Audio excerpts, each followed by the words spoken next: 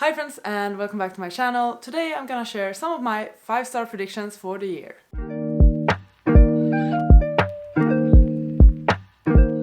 So typically when I make my 5-star predictions video, I make them once a year. Then by the end of the year I react to them, see if I've read the books I've talked about and if I've given them 5 stars or not. So you can see my latest reaction video somewhere, I will link it.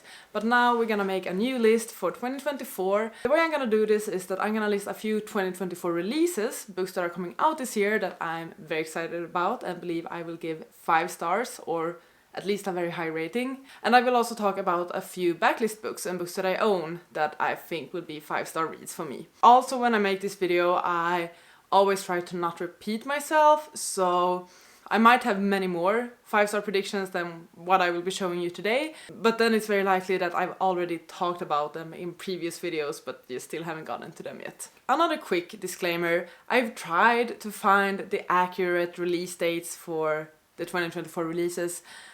Those typically change, so I'm not 100% certain about the dates. They might be released other dates, I don't know, I tried. Let's start with the 2024 anticipated releases. So the first book that I saw that I'm extremely excited about is Come and Get It by Kylie Reid, and this is planned to be released on January 30th. And this is the same author who wrote Such a Fun Age, which is one of my earliest reads of when I started BookTube, basically. So it's a bit nostalgic to me as well to read another Kylie Reid book. And I remember that I really enjoyed Such a Fun Age. I think I gave it like 4.5 stars, so it wasn't a full smash hit, but very close. So simply because it's that author again, that's mainly why I'm putting it as an anticipated read and a 5-star prediction. The previous book, Such a Fun Age, had themes of racism and performative activism, and I believe that this new book will have similar themes in it.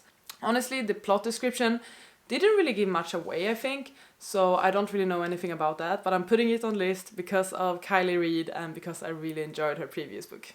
Another book by an author that I have adored previously is ASAP by Axio, and this one is coming out on February 6th. Axio is the writer of the book XOXO, which I read for a romance vlog a couple of years ago now, and I love that book. It's a YA romance, K-drama vibes. It's about a girl who moved to Korea to study music, and it was so good. And ASAP is actually about another couple of characters from that world, from that book.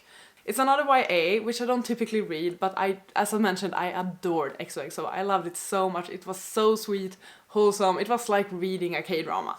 And because of that, I'm extremely excited about ASAP. In this one we are following Sori, the wealthy daughter of a K-pop company owner, and Nathaniel, her K-pop star ex-boyfriend. And it's a second chance love story. Sori has worked her whole life to become a K-pop idol until she realizes that she doesn't want a life forever in the spotlight. Nathaniel, on the other side, is a member of one of the biggest K-pop bands in the world and is forbidden from dating. This is gonna be great, I can feel it now. Third book I'm really excited about, but don't know too much about, is The Book of Doors by Gareth Brown. And this one will be released on February 13th. It's about a bookseller and some sort of special book that basically open up doors or portals or something. And some other magical books as well. I don't really need more. Fantasy, books, bookshop, bookseller, portals. This is a bit of a wild card, but I'm excited. Fourth one on the list is The Age of Magical Overthinking, Notes on Modern Irrationality by Amanda Montell, and this one is planned to be released on April 9th. Amanda Montell is the author of the books Word Slut and Cultish, and I listened to both last year. I sped through them, was obsessed with them, I've learned so much from them. Back then I gave them both 4 stars. I honestly reference Word Slut so much in my everyday life, so I might need to up that rating actually. Either way, she's releasing another non-fiction, so this is not a fictional read, it's non-fiction about the magical age of overthinking, I guess. Magical thinking can be broadly defined as the belief that one's internal thoughts can affect unrelated events in the external. Think of the conviction that one can manifest a way out of poverty, stave off cancer with positive vibes. Magical thinking works in service of restoring an agency amid chaos. But in the age of magical overthinking, Montel argues that in the modern information age, our brain's coping mechanisms have been overloaded and our irrationality turned up to an 11. Montel delves into a cornucopia of the cognitive biases that run rampant in our brains, from how the halo effect cultivates worship and hatred of larger-than-life celebrities to how the sunk cost fallacy can keep us in detrimental relationships long after we realize they're not serving us. A lot of big words, but I'm excited. I think that Amanda Montel has a great voice in her writing. I really enjoyed her previous books and would highly recommend them. And I'm very glad to have a non-fiction on this list. The fifth 2024 release 5-star prediction that I'm gonna mention is another wild card. And that one is Women of Good Fortune by Sophie Won, and this is planned to be released on March 5th. It's about 3 best friends, and one of them is getting married to Shanghai's most eligible bachelor. But she doesn't really want to get married, so instead, her and her besties come up with a plan to steal all of the wedding gifts in order to achieve the goals, plans, aspirations, things like that. It's sounding a bit like Dial A for Aunties, Finlay Donovan is killing it, like those sort of messy, fun, humorous contemporaries. It's sounding a bit like that for me, and it makes me excited because I really adore those books. Perhaps there won't really be a mystery in this one, or maybe there will be, I don't quite remember, but it feels like one of those books that's just gonna be chaotic and all over the place, and I tend to enjoy them, actually, I do. So I'm throwing this one in as another wild card, and I'm saying that I hopefully will give it 5 stars. Next up, let's talk about this stack of books that I own and am hoping to read in 2024 and that I'm hoping that I will give 5 stars. First up, we have The Will of the Many by James Islington. This was released last year. I received this one as a gift from Marcus, so thank you very much, Marcus. It's a fantasy with the magical school trope about someone who has been sent to this academy to find answers and solve a murder and to search for an ancient weapon. So basically someone who has tricked their way into this magical school, magical academy. I don't know that much, but I know many people really enjoyed it last year. One of them being Daniel Green. If I remember correctly, he praised this book very highly in one of his videos, so it has made me even more excited about this. I think the cover is so cool as well. I love the pillars. I'm just really excited about this. I have a good feeling about this. I really have. Sticking to the theme of fantasy, we have Jade Legacy by Fonda Lee. I'm making a promise to you now, and that is that I will finish the Greenbone saga in 2024. This is the 3rd and final book in the series. There is like a novella somewhere, I don't know where it takes place, but this is like the finale, the big epic grand finale to the Greenbone saga. I loved Jade City. I really enjoyed Jade War as well. It wasn't as good as Jade City in my opinion. It was a bit slower.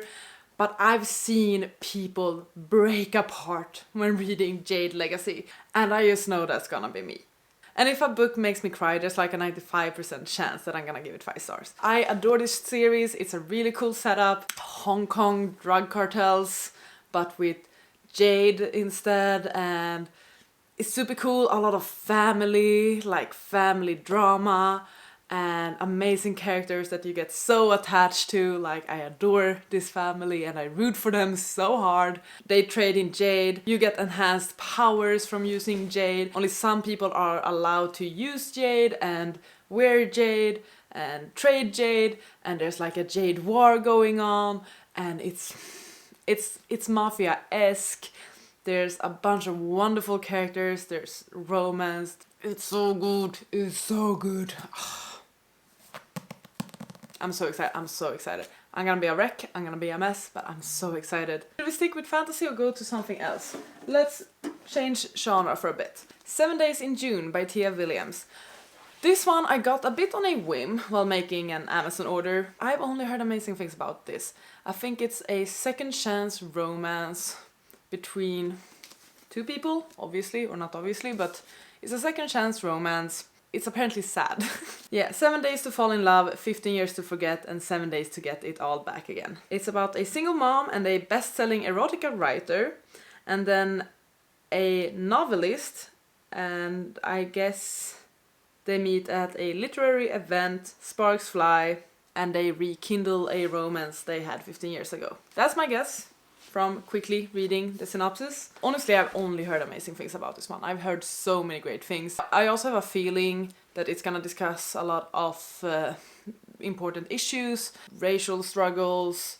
We have a single mother in this. Might be an illness somewhere. I don't know, I'm just throwing things out. People cry over this book. They love it. They think it's a beautiful representation of love, and I'm actually super excited about it. So hopefully I can read it soon. A book that I plan on reading very soon actually is Tomorrow and Tomorrow and Tomorrow by Gabrielle Sevin.